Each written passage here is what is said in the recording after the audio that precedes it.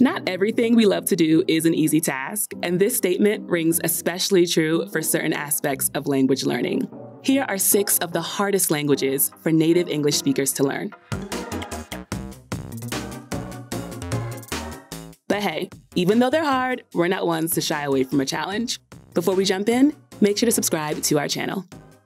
Despite its sisters, Swedish and Norwegian, landing at the top of our easiest languages list, Danish proves to be the onion of the bunch with its tricky extra layers. That's why it's taking the 6th spot in our countdown. Although Danish shares plenty of cognates with English and has pretty relaxed grammar concepts, native English speakers need to take caution with its pronunciation. Let's just say Danish is the French of the Scandinavian languages. Most words aren't pronounced the way they're spelled. For example, this phrase, which means my name is spelled like this, but actually pronounced like this. Okay, but why the extra letters, Danish? Why? Although Danish pronunciation can be challenging, and you'll see a lot of these unfamiliar letters, don't let that scare you away. Learning Danish might take some extra practice, but you've got this. Here's a new word for you, agglutinative. Turkish is an agglutinative language, which basically means prefixes and suffixes are attached to words to determine their meaning rather than using separate prepositions. We know it's a mouthful, but in simpler terms, this type of language results in very long verbs. Another challenging feature of Turkish is vowel harmony. This is when vowels are changed or endings with vowels are added to make a word flow more smoothly. On the bright side, the language is very melodic, and the grammar is relatively easy to grasp. Definitely don't sleep on Turkish.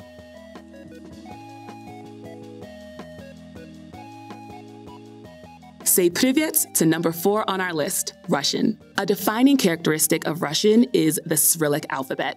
Although some of the letters look familiar to native English speakers, there are plenty of letters and characters that are new to us. But you have to be careful with the familiar-looking characters too. More than half of the time, they're pronounced differently than those in our Latin alphabet. For instance, B in the Cyrillic alphabet makes a V sound. Another fascinating part of Russian is that the verb to be doesn't exist. Wait, don't freak out. This is actually super helpful. No more conjugating I am, you are, or they are a student. You can simply say I student or they student. See, some parts of Russian are designed to make your life easier. All right, we've reached the top 3 hardest languages. If you've made it this far, you really are up for a challenge. One of the hardest parts of learning Polish is the pronunciation. This is the word for happiness. This is the word for ruthless.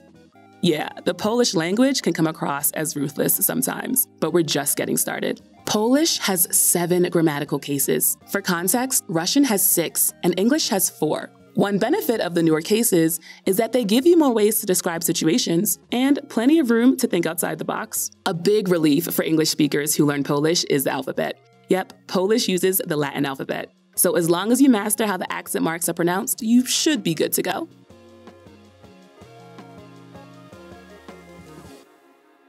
Although Arabic often requires native English speakers to reorganize our brains and the way we perceive language, it's an extremely important language.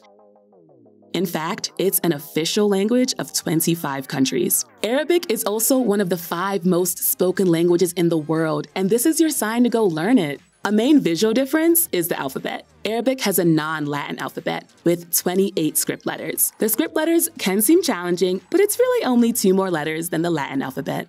The thing that makes reading and writing in Arabic particularly challenging for beginners is the exclusion of most vowels in written words. Take a look at this word, which means office. It is written like this, even though it's pronounced like maktab.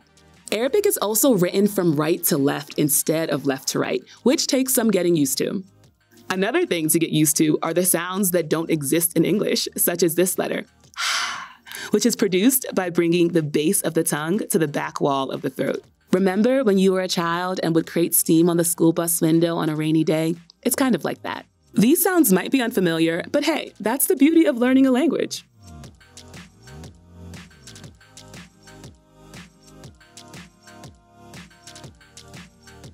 We finally made it to number 1, the trickiest language for English speakers to learn, Mandarin. Interestingly enough, this variety of Chinese is also the most widely spoken native language in the world. If you grew up with the Latin alphabet, Mandarin's writing system might trip you up. There are thousands of characters that need to be memorized when studying this language. Besides the characters, English speakers tend to struggle with the tonal nature of Mandarin.